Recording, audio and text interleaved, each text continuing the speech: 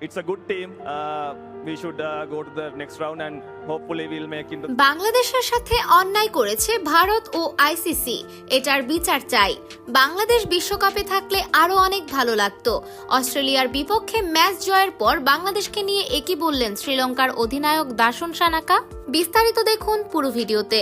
দর্শক, দুই ওপেনার যেমন শুরু এনে দিয়েছিলেন, অস্ট্রেলিয়ার সংগ্রহটা অনায়াসে 200 পার হয়ে যেতে পারত। কিন্তু শেষ 5 ওভারে দুর্দান্ত বোলিং করল শ্রীলঙ্কা।